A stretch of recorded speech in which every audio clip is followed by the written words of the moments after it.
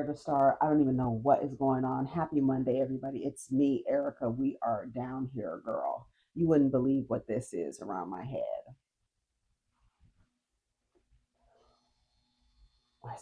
Oh, why is the dryer on?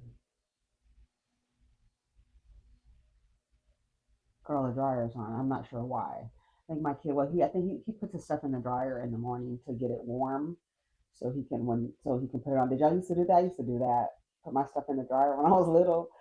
Going to school, put my stuff in the dryer to put it on so it can feel cold on my skin. So what is going on, y'all? It's me, Erica, and we are down here. Go, go, go, go, go. I didn't even put any concealer on. I need to. I have the wrong glasses on, y'all. I wanted to wear these glasses. You wouldn't believe what this is on my head. It's a sleeve. It's a sleeve. I cut a sleeve. I cut my sleeves off of my shirt and do like a V-neck. I got that from my mom. Girl, when I tell you my mom will cut up a t-shirt in a heartbeat, cut off the collar, make it like a off the shoulder type of deal. So I always cut, like if a shirt gets old or I wanted to make it into a shirt that I'm just gonna wear in the house, I'll cut the sleeves off. I'll usually cut this part off right here and then just tie them together and then cut the seam off the bottom of the shirt. So for one shirt I had, I I cut the sleeves off and I was like, and I just put it on my head. Um, so you can see how big the shirt was because it was able to get around my head. But I just basically cut the sleeve off and then the seamed part I put on first, and then so it can be the seam part can be here and then the back could be out here. So this is a sleeve on my head. This is a shirt. If you haven't got your merch, this is a Protect Your Energy shirt. They come in all different colors, but like they're coming in really bright colors, depending on the style that you get. So Protect Your Energy, and then on the back it has my tag.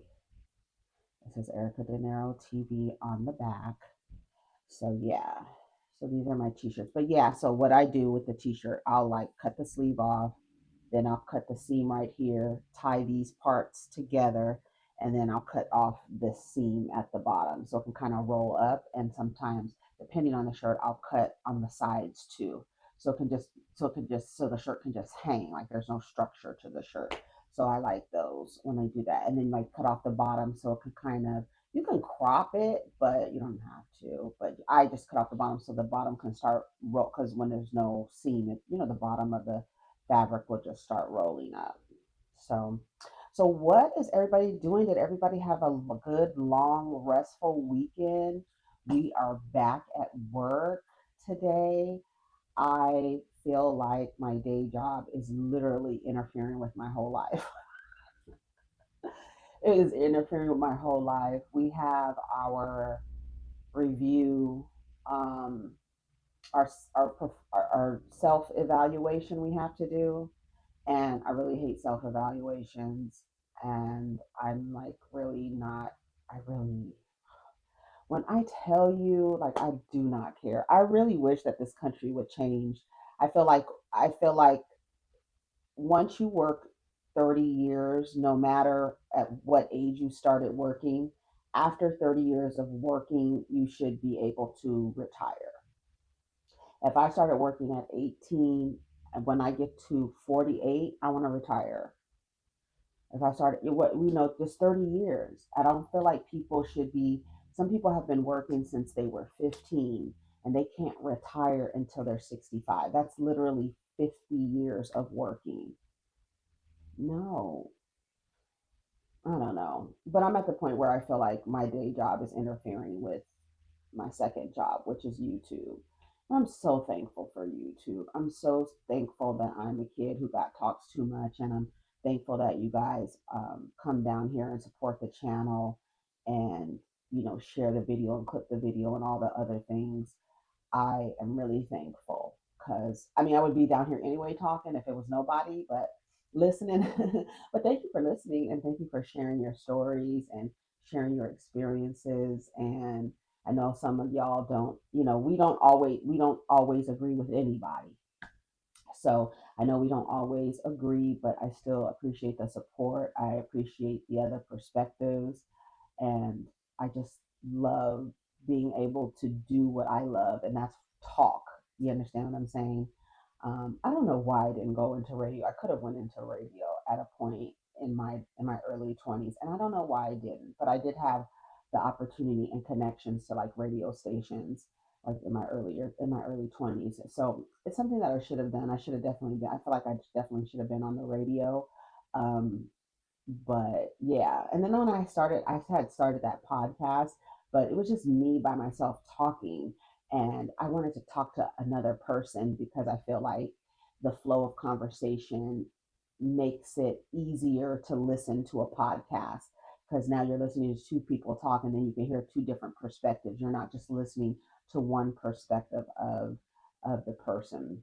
But anyways, so as time moves on, I am literally, I just next year will probably be my last year at my job, because I'm just slowly just backing away, trying to get my affairs in order, because I'm just not there. I'm just not there. I'm just not there.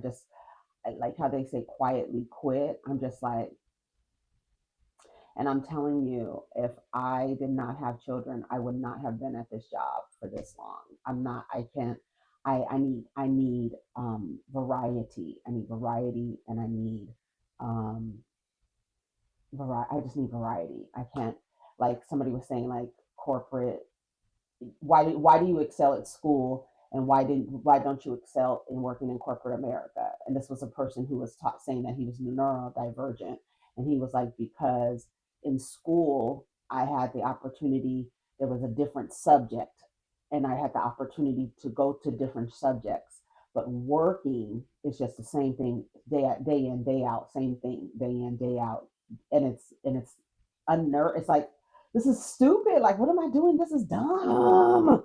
What am I doing? But I maintained my job because I always, like, when I had children, I was like, I cannot. There has to be some structure and stability. I have to figure out a way to stay at this job, um, for, as long as I have them. And one is 18, the other one is about to be 17, and I'm just like literally backing out. My youngest son, he doesn't mind, um, being home. He doesn't mind being homeschooled, because we're preparing. We're just making preparations to, Exodus, and so that's where we are with things. And I'm just like easing myself back from my job, because I know that I'm going to find another job that's going to be remote, but I want to be remote, able to move, around the globe.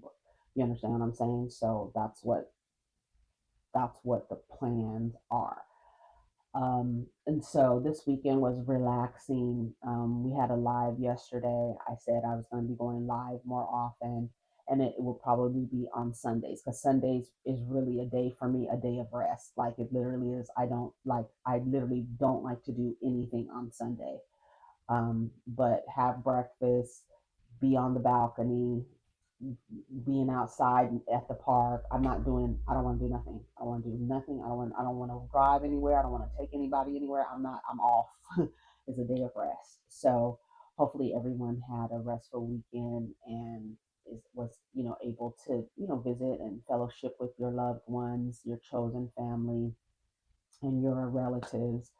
And so I hope everybody had a good day, 4 days off. But it's like, even though I like my job, I just don't want to do it anymore. You know what I mean? I don't want to do it anymore. I'm like, it's not,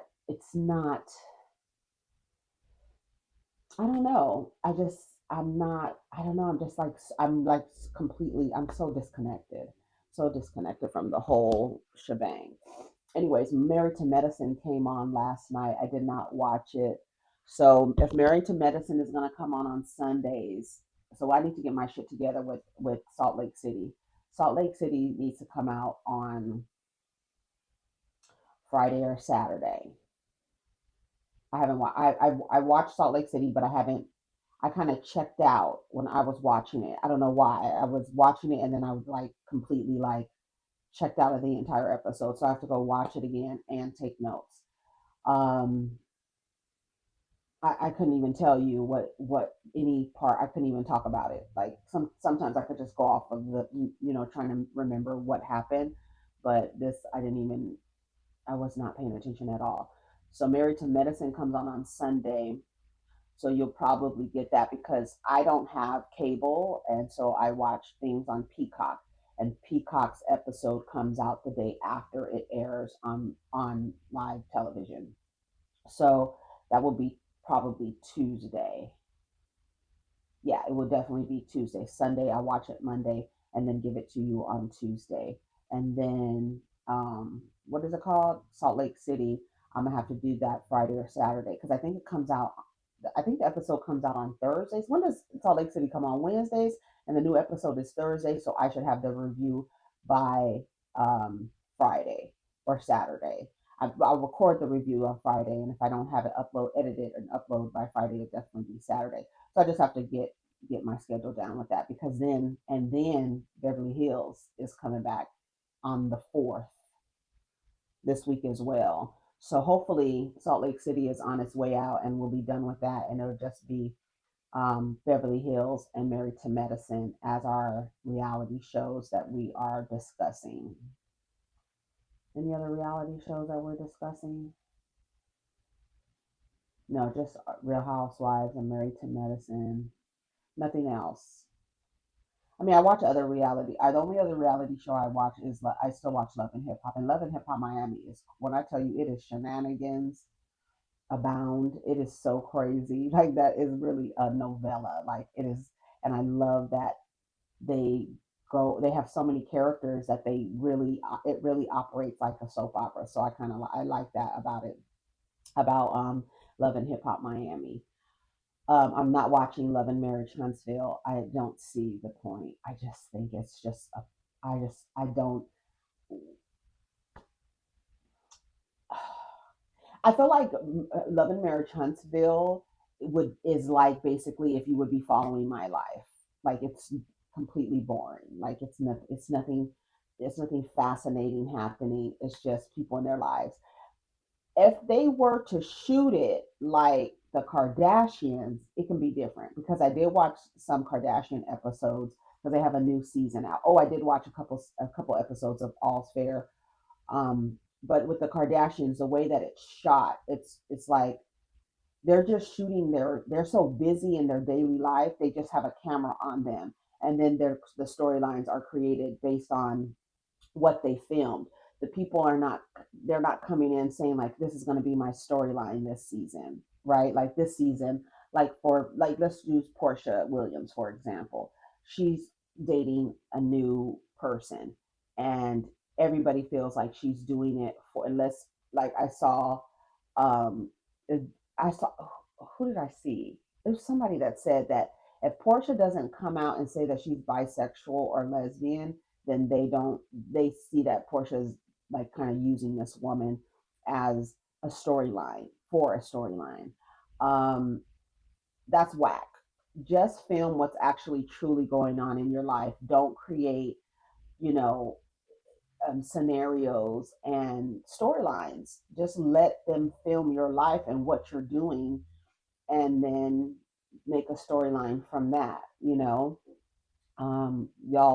Y'all do the most with kind of lying about your lives and things like that, and so it's not like I don't know, it's not entertaining to watch. But Love and Marriage Huntsville, um I feel like it's a cycle of unresolved issues. And I feel like it's an example of dynamics between friends and family and acquaintances that issues are never resolved because nobody actually wants to work on resolving their issues. They're in a cycle of um, just in a cycle, and it's like the same thing every season. Y'all arguing about the same thing. I have grown to not really have respect for Kimmy, you know, after she went through her cancer treatment and then like like knowing that she was like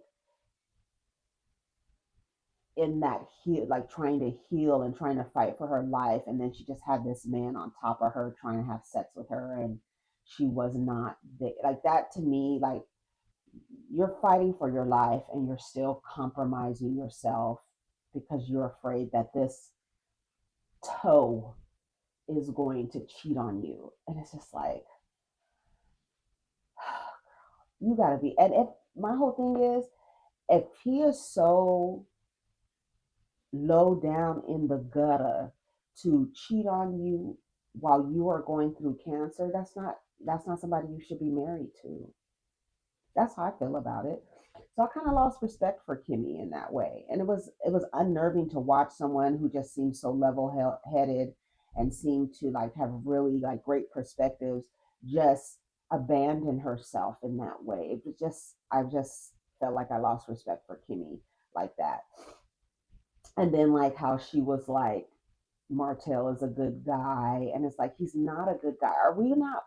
Is he not treating? Is he not treating Melody like that? Because what are y'all watching? Because what we're watching, I wouldn't even say that Martell is a good guy. Even if Martell is still in community with my husband, I, as a woman, would never get on camera and say that Martell Holt is a good guy. Those things don't go together.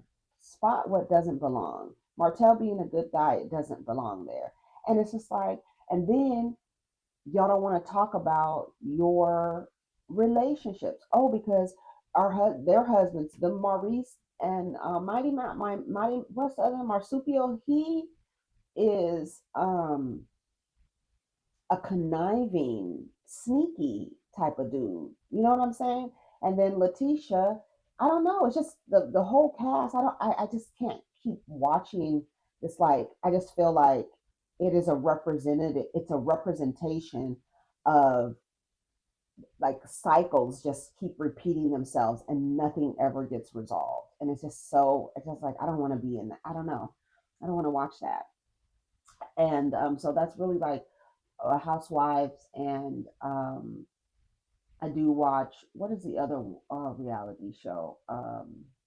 Below Deck. I watch that, but it's not really a reviewable show. It's not a show like you can review. I mean, you could talk about but not too many people watch Below Deck, even though it's the most popular. Not too many people, black people, I think, watch Below Deck. I don't know because it's the number one show on Bravo. Below Deck, the Below Deck installments. They're always number one. I don't watch Southern Charm. Um, I have watched it before, but they don't interest me like that. They're a mess too. And then Martha's Vineyard, I watched that. So yeah. So I don't know what's going on down to the blog, so we can go see what's happening. Y'all want to go? So if you haven't checked out the live video that we did yesterday, it I sponsor the blog. is up. And shout out to the everybody who has been watching the video or giving it a view. Okay, let me go to Instagram. And oh, okay. I keep clicking the search to the left, and it's on the right, and I keep clicking the reels. Y'all see Kenya is in Dubai. Her pictures are really pretty. She's taking some really pretty pictures. Okay.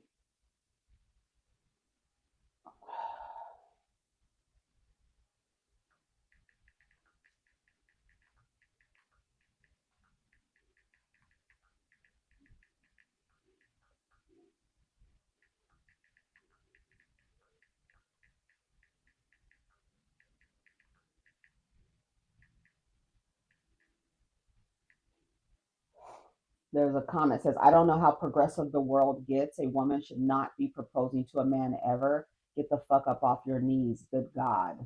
I agree. I honestly think women should not be getting married anymore. I don't I don't like I don't know. I don't know. I told you I'm an anti-nuptialist. I don't think knowing that it doesn't benefit you unless it's like a beneficial, like where you are literally going to see a return on the investment. I don't think women should be participating in marriage. unless you are going to see a return on your investment. And this is not talking about a return on a potential investment, on a return on your investment. And he should not be falling into any gender roles. He should not, like, it's a gender role, it's a heteronormative gender idea for a man to propose and get down on one knee and propose. That's like that. All of that stuff comes from romance. I was trying to tell y'all yesterday that there are somebody was saying that women, that I was kind of saying that women are not smart enough to discern. And it's not that women aren't smart enough. Women have been programmed to suppress their intuition and to ignore their intuition and to literally ignore their intuition and listen to a man and be so focused on the man that she will do whatever it takes to be in proximity to that man. Some women even pay men to be in proximity with them, like the Danish dummy, right? And there is an impact on a woman's psyche um, from the Disney movies and media and things like that. Um, and because I was like, I feel like it's a psychosis, like the women are in, and it's not a psychosis. It's more so just a cognitive dissonance. It's just like you're just going to ignore research. You're going to ignore um, peer reviews. You're going to ignore studies, surveys, statistics, so that you can experience something that you have been programmed to desire since you were a little girl. And once you are in the relationship, you realize that it really isn't a fantasy. The reality of it is you married a nightmare. You're not going to have a Disney experience. And I was like, I feel like it's a level of psychosis to believe that this altruistic man is going to be there for you and protect you and provide for you. And I think a lot of these systems need to be discussed in a real truthful way. And some women are just never going to be deprogrammed. There will always be, like, because there's the opposite of it, the other side exists. So there will always be women who are just like wound up, just like their eyes are wound up. And we were talking on the live yesterday, and I was talking about how the women look like they're not looking at you, they're like looking up, and they're like, it's almost like they're looking up, and it's like they're like this, and it looks like they're under a spell. And it is a spell, and they have to break the spell. And some women are never going to break the spell, um, because there's a disconnection to reality, right? And ignoring red flags, denying harm, trying to blame a woman for harm that is committed against her by a man, projecting fantasies onto men who are demonstrating that they're unsafe to be around, right? And then, like, just holding on to a fairy tale. Um, it feels like psychosis because the perception of reality is not is skewed, right? And that's why I say we gotta shake your shoulders and unwind your eyes, because you're looking at something that's like you're not really looking at it and you're not paying attention to it. If you were to pay attention to what's happening, no woman would desire marriage. And for a woman, I said it yesterday. If you are around women who are still promoting marriage to you, I would look at them as an agent of the patriarchy and treasonous to women. There's no way you should be encouraging women to marry men in this society. But I don't care. But there's just always going to be the lover girls. There will always be the lover girls who are really wrapped. There's so many women who just love romance. They love romance. Romance novels selling like crazy. They love the fantasy of being swept up off their feet, being wined and dined. There's a fantastical desire there, right? Um, it also it's social conditioning, um, hope addiction. That's what I said yesterday. And I said the girls who have their fingers crossed, right? They want to get online and talk shit about men, but let a man smile at them. They literally, their backs collapse and they fold like a goddamn flip phone, but the other way. And they got their fingers crossed. Disgruntled pick me's. I feel like disgruntled pick me's. Those are also the ones who have issues with trans women because I feel like they're mad because that dick is off the market. That's how I feel about it. Like that's literally how I feel. Like there's so many women because what's crazy, the crazy part of it is that they start using the Bible to fuel their this vitriol towards trans women, and they start using the Bible and saying he. So they're already male worshiping, and if you feel like this, if you're male worshiping, there's disconnection from being a woman, and there's disconnection from accepting women. So when your idea of a person born male transitioning to live their lives as women and show up in the world as women, you're really upset because that dick that's attached to that male who is now a trans woman is not available to you anymore. So it's almost like you know how they say the men are they not available anymore. They either married, gay, or in jail. So now you got to say they either gay, married, in jail, or trans woman, and they have this idea that they're that, and then that one that dick is being taken off the market, and two now they're in competition with you for the men who enjoy the company of trans women. There's a lot of things going on, but I feel like that's where that disgruntledness that from towards trans women comes from. It's like you're a man, you're a man, you're a man. And it's like, and if that trans woman were to identify as the gender that they were assigned at birth, you would be all up in their face. You would be in their face. We don't want to talk about that. We don't want to talk about that. Like I was watching Madison, T.S. Madison and Craig last night on their live. They were talking about the issue, the term fish and the willfully obtuse women who want to hang on to this idea that you know someone is saying that they smell like fish when within that community it's always been seen as a compliment, and you really can't go into other people's communities and start policing their language because you're offended.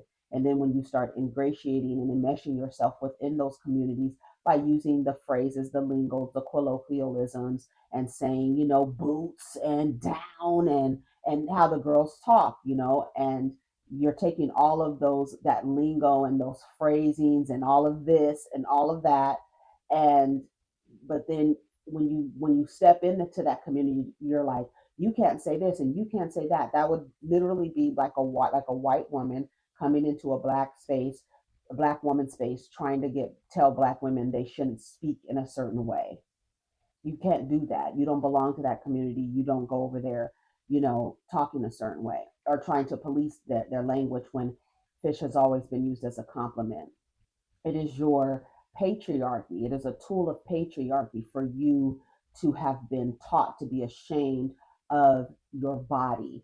And in that way, to shame you for your body, they say that when you are menstruating or you are have poor hygiene, you smell like a fish, right?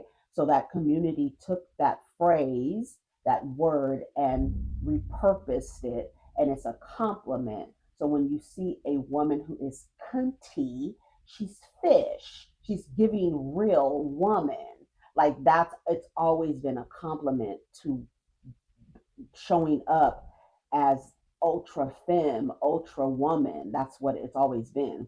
And I said that there's a lot of women, and Madison was like, well, if these women have such this hate towards me, why are they on my page?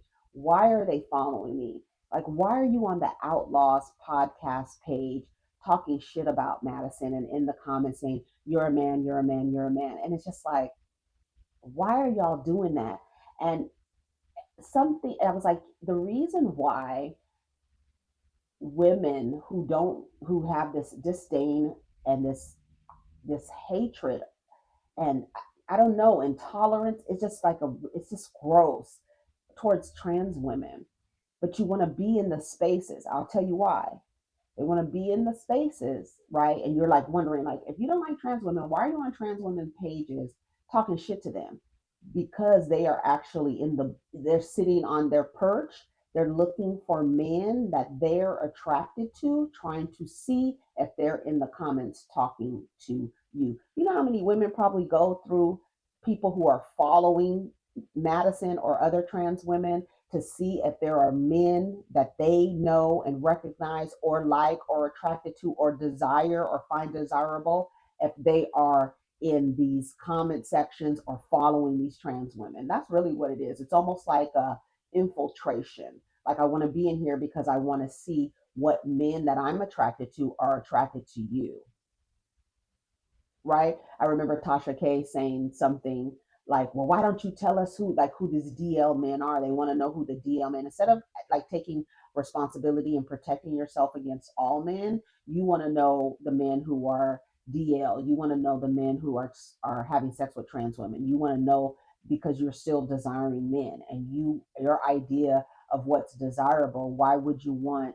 someone who looks and presents and shows up and is a woman, right? A trans woman. Why would you want a trans woman over a quote real woman? And it's just like, are you not listening? Are you not paying attention? And it's like, it's not,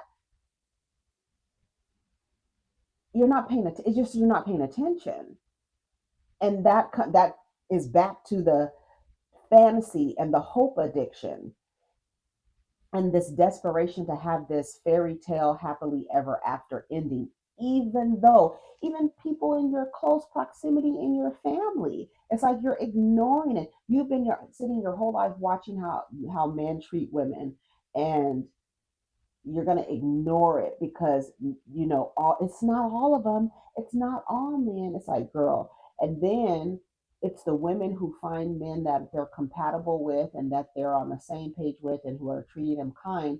It's those women telling other women, it's there's still some out there, girls. Y'all need to stop saying, if you have what you think is a good man, stop telling other women there are still good men out there.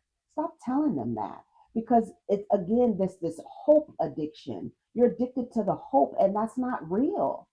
It's just simply isn't real. um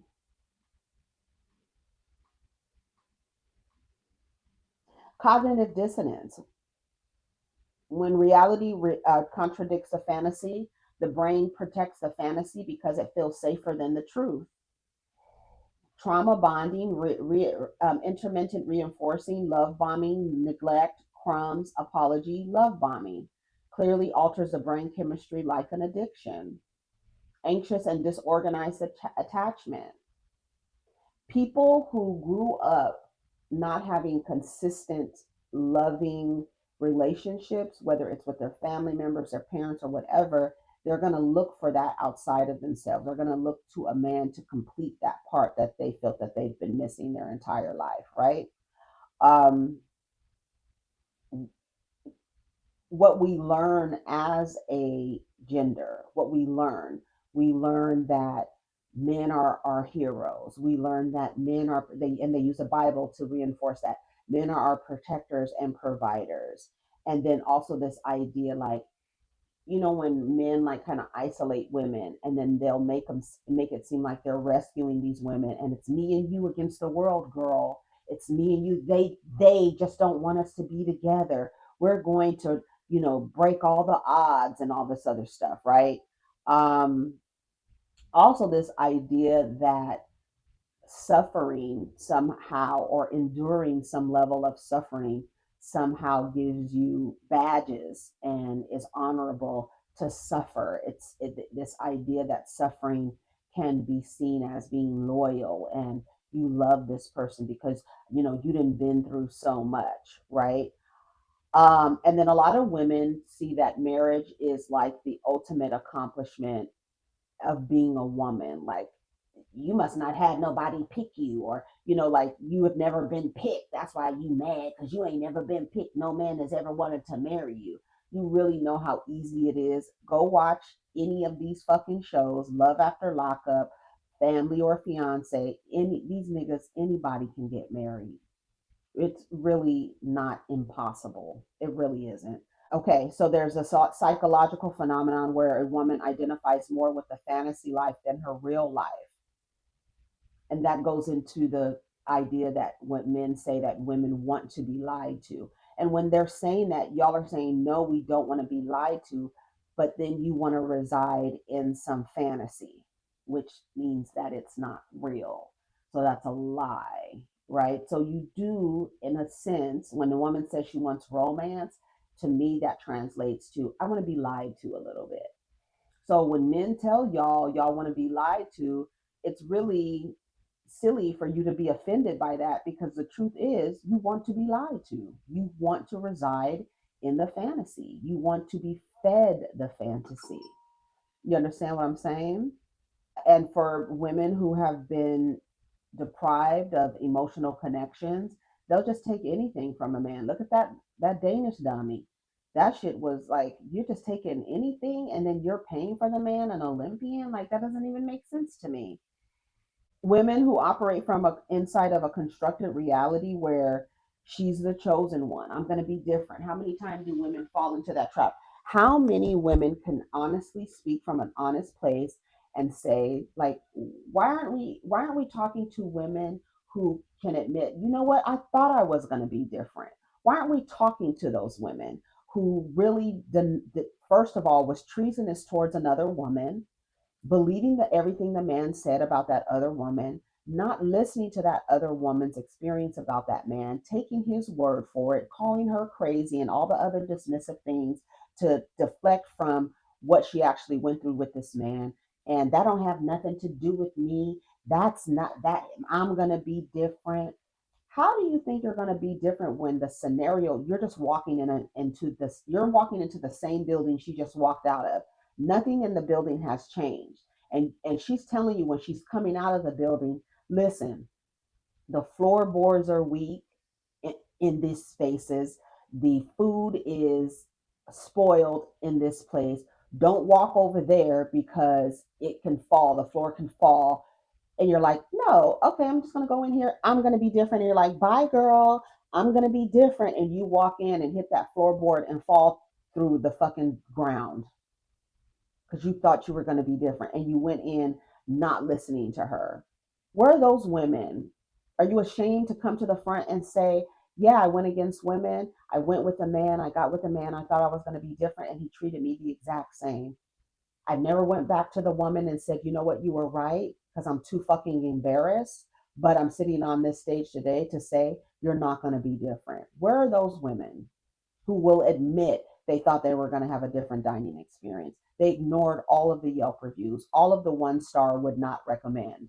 Girl, that's not your experience. I'm going to have a different experience.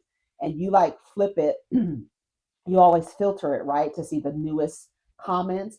And the last 8 comments, reviews are one star. I wish I can give no stars, would not recommend. And you're like, well, girl, I'm going to try it and see. I'm going to be different. I'm going to have a different dining experience. Still the same manager is there, same management is there. Nothing has changed. And you walk in thinking there's going to be something different about your experience. Where are y'all? Come to the front and tell your story and be honest. Women look at wedding as a reward and that their fantasy has come true.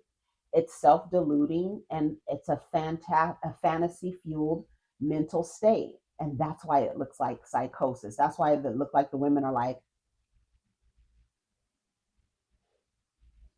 I'm married now, girl. You just jealous and bitter.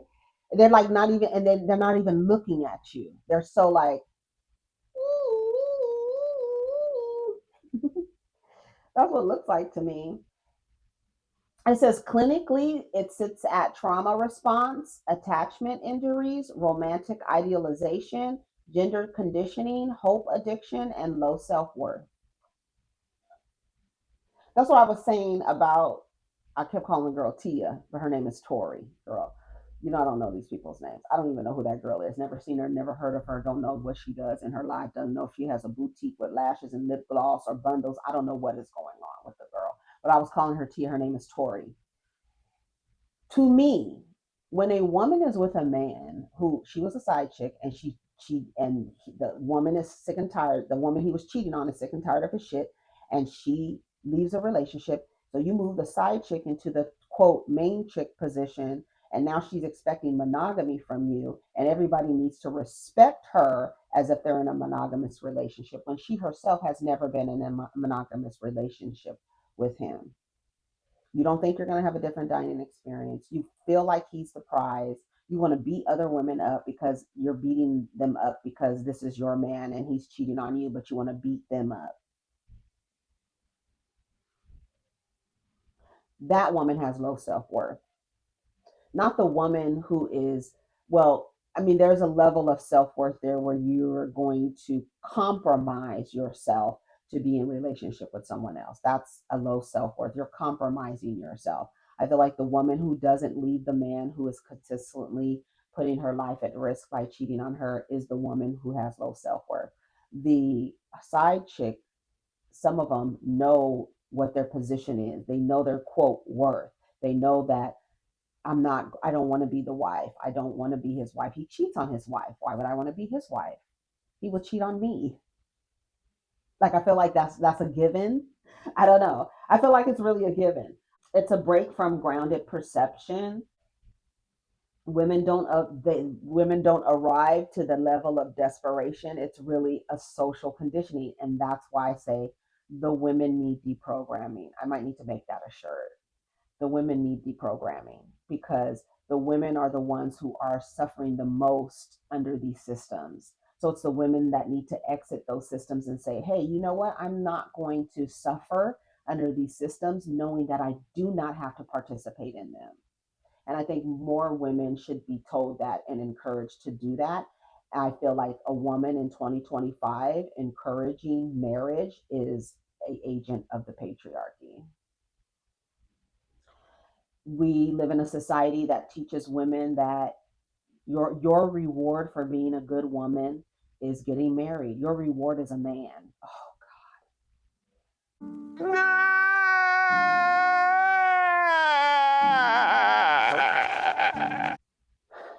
your reward is a man. You are worthy. You are worthy of being chosen, right? So they're again putting the man choosing the woman as if he's a prize to begin with. Um, your suffering is noble. Like the women believe, like, girl, I've been through so much with him. He didn't put me through so much and he hasn't asked me to marry him. So you feel like after this man has put you through so much, that your reward for being put through so much is to legally attach yourself to the person that put you through so much. My man, my man, my man, my man. Bitch, your man left you for dead, hoe. Do you see how when you actually say it, how it sounds crazy as hell, right? Yeah, that's why I was like, it has to be a level of psychosis, but it's not. It just seems like it because it's a deep embedded programming. Even the desire to marriage for marriage and children, that's a programming. Because when you actually sit down and analyze your desires, you're going to realize a lot of women will realize I actually don't want a husband. I do want a child, but I don't want a husband. And a lot of women are entering into relationships because society tells you you should have a husband in order to have a baby. But there's so many women who are like, no, I'd rather be a single solo person with children. I don't want to have a partner. That's why you have to get out of the stigma of single mothers because single just means she's not attached to a man. She's still a mother. She's still a mother. And her ability to mother has nothing to do with another person being there or not. And a lot of times that other person is there, but not really there. And you are lucky if you find a man that, like, it is lucky. It's not to say like, oh, there are men, there's so many men out here to choose from, you're gonna find you one. It's literally luck until that luck runs out and the person has grown out of that relationship. Because luck of finding a quote good man doesn't mean that that relationship is going to last forever, Sleeping Beauty. It doesn't mean that. This entire time. Oh my God. Oh my God. Let me see. That's crazy. I did not realize that I didn't have my microphone on and it was just sitting right here. Luckily, it's sensitive and heard me because I had talked for 48 minutes about what we're talking about, child. That's crazy as hell. Um, let's see. Hold on. Hold it. Oh, and then I talked about it says there's a body of psychological research showing that romanticized media, including princess narratives, romantic myths, romantic idealization, and certain socialized gender beliefs make people more likely to hold unrealistic relationship expectations. And those expectations are linked to a greater risk of being exploited, scammed, or staying in abusive relationships. It says studies show preference for romance media is associated with the belief in predestined soulmates, mind reading, and other unrealistic expectations that shape how people evaluate partners and relationships. Research on Disney and princess style media finds that it can reinforce traditional gender roles and fairy tale expectations about love and dependence, especially when children have trouble separating fantasy from reality. And so when that is put into your brain early, you still hold on to that idea like, oh, I can actually have this fairy tale ending or whatever, right? um let's see, that is from the University of Wisconsin. That was in 2019. It says this purpose of this study is to investigate whether the messages and themes from Disney's popular animated films influence females' perception of gender. So it says the abstract says female college students were questioned on their perceptions of love and gender and the effect that romantic Disney films had on these perceptions. 10 female college students at Midwestern University were first screened regarding their Disney knowledge using a trivia test and then questioned using a written review. Participant responses correspond with past research that Disney films create unrealistic perceptions of love and gender. Findings suggest it is important for future research to examine the formation of these perceptions more closely. Acknowledgement says a special thanks to my mother for encouraging me to be a princess and a tomboy in my youth and allowing me to pursue whatever dreams I had. Also, thanks to all my friends who helped me through my thesis. So, her chapter 2 is literature review and the impact of television, learning models, gender role development, why Disney, themes and messages, effects on gender, and effects on love. So, I'll give you a link to this. This is a study out of Wisconsin. And then the idealization and romantic beliefs predict vulnerability to romance scams and exploitation. How many times do we hear about women being exploited after being love bombed and romanced and wined and dined? And it's like, why isn't anybody listening and acknowledging that this is a problem? And why are women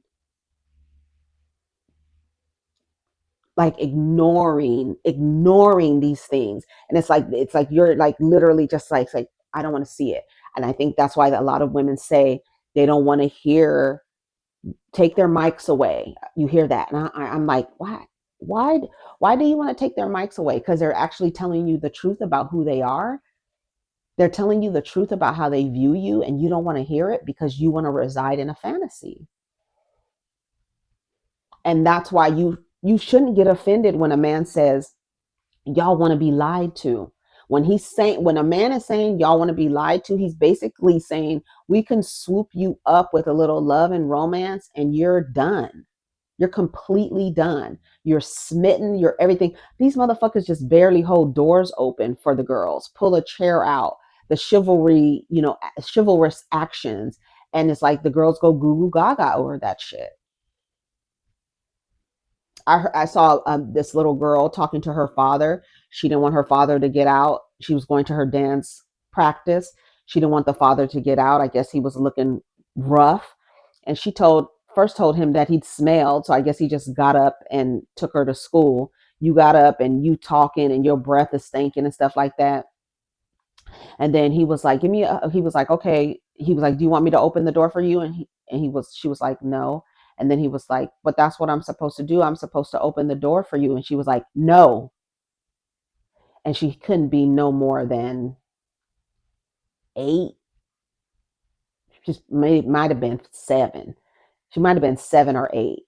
She was like, and she said it like real stern, like no. And then he was like, "Give me a hug, and before you go." And she gave him a hug and kiss. And then because she said he was funky, she gave him a little baby, like a little hug, like like that. And he was like, "Don't give me a hug like that. Give me a stronger hug. She already told you you smelled, and you as her father are making her give you another hug, even though she's literally like, why are you doing that?" You're basically telling her that she doesn't have boundaries in that moment. While it does look like a father lovingly loving his child and wants to see her off to school, if she's telling you that you smell and the first hug she gives you is a little baby hug and she's like leaning back like that, and he was like, "Give me a kiss," and she was like, "Girl, didn't I just say your ass was stinking? Why are you making me?" And because kids are trained in this hierarchy, you got to listen to an adult no matter what.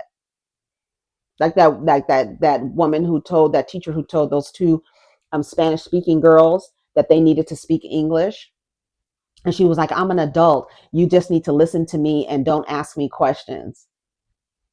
That don't work. That takes away a child's autonomy. It takes away their agency when you tell them, "I'm an adult, I told you not to speak Spanish, don't speak Spanish around me. I'm your teacher, I'm the adult, you're the child, so listen to me." Girl, I would have told her, "No hablo inglés. No me entiendo." Ma, ¿Cómo? ¿Cómo? Oh, yo hablo inglés poquito. Girl, I would speak Spanish every. And what you gonna do? Are you going to suspend me for speaking? Do you know what kind of motherfucking lawsuit that fucking school district would have if you suspend a child or apply some kind of uh, punishment to a child because they speak in their native language? Girl, if you don't get your fucking ass out of here, you oh Kane's chicken eating bitch, get your ass up out of here. Seriously, you don't get to tell people what to do. And but then when you hear when you like the little girl that when I was watching that video, I thought it was like really gross. Like, your father's dropping you off from school. She tells her father he smells like doo doo is exactly what she said. I was trying to spare him, but she told her dad he smelled like doo doo. And he was like, "Damn, that's a fucked up thing to say." She was like, "Well, you do."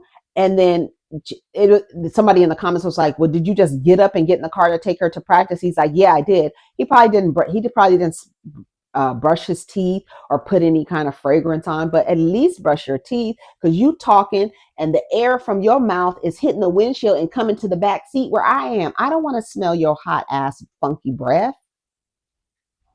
And then when she tells you no and gives you a hug, you're making her hug you. No, you shouldn't make her hug you. I like those different things that we're taught about roles and the roles that men have. I don't think that father should have made his daughter hug him after she told him he doesn't smell good, because now you have told her that how she feels about you doesn't matter and that you're going to hug me regardless, and I'm the adult and you have to listen to what I'm saying. And a lot of children, um how do you say, acquiesce to their parents because they're the adults, right? But I don't want to kiss you, you smell bad. No, just give me a kiss, give me another hug. He gave her like 3 hugs, and then he tried to kiss her and she was just like this. It was just really weird to watch. And everybody in the comments, they give, like I said, coochie and cookies when they see a man doing anything that is just like the minimum, the bare minimum. They're just like, "Ooh, daddy." It's like, girl, shut the fuck up.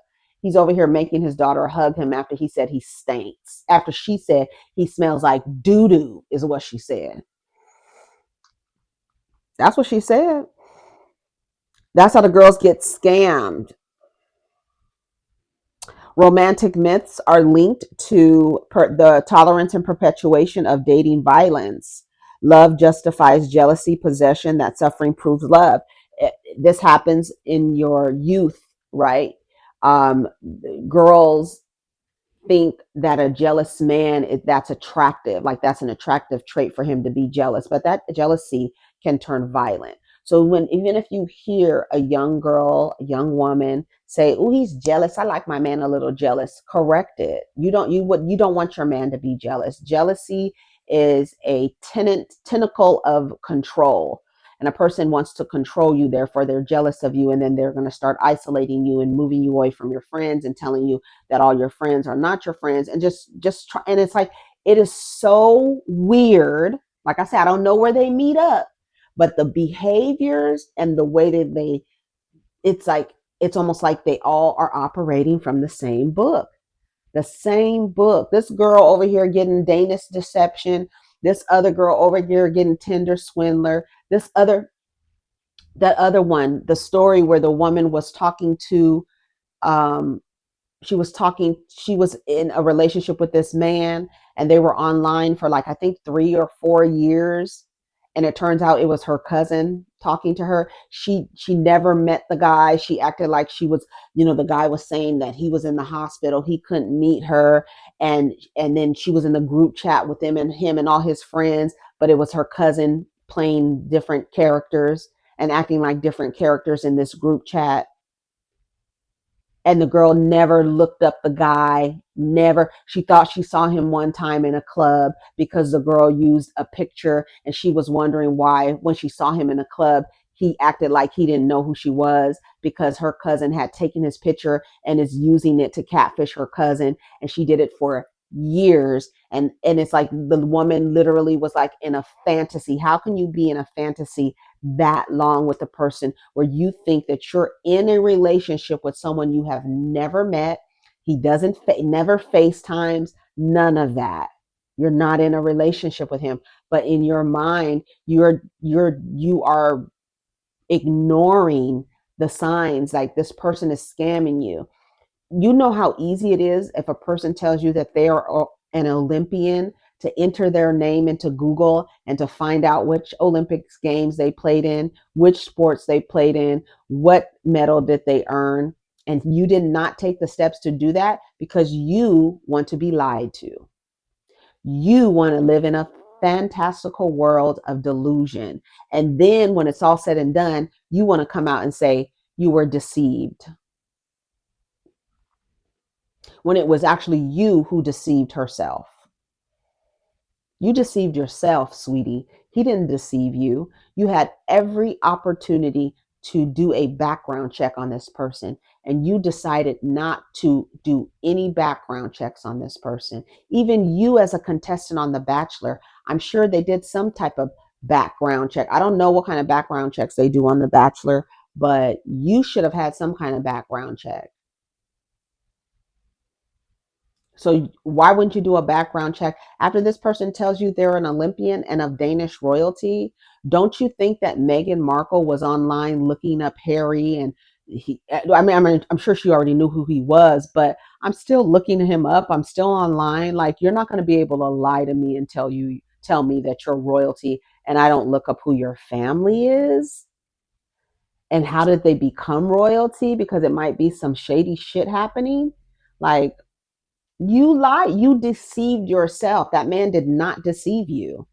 That man used all the tools that he needed to do to exploit, but you decided to ignore.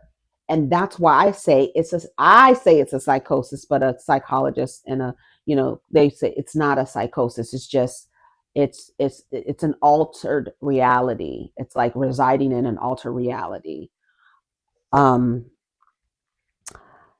let's see. Yeah, so if you hear the young adults talk about, somebody being jealous or somebody not letting the other person have social media, talk about control, talk about, and discourage the relationship too. Like, this person doesn't know who they are and they're trying to control you.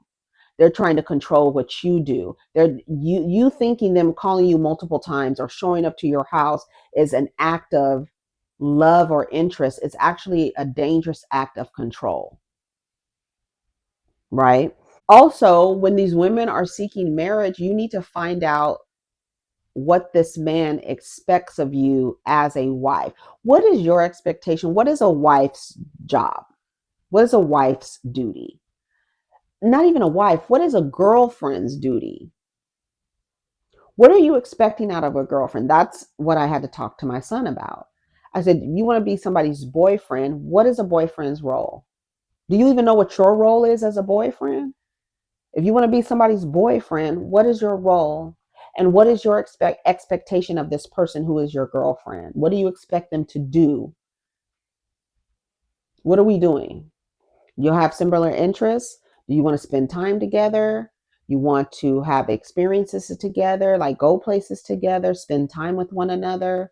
But when this person starts to behave like they want to control what you do and what you say and how you move, then it's time to back up, because again, those kids, we don't know who we are when we're children.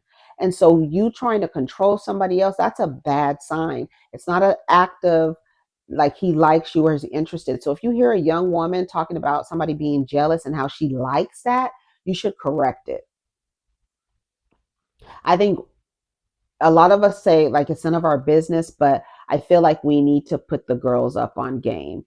If they listen or not, at least give them the information, right? So they could, you can ignore the information for only so much until you're actually like, oh my God, that lady on YouTube was right. She did say I wasn't going to have a different dining experience. And here I am with this man who the girlfriend was calling me trying to warn me and I didn't listen to her, and now I'm here with this man in this weird ass relationship.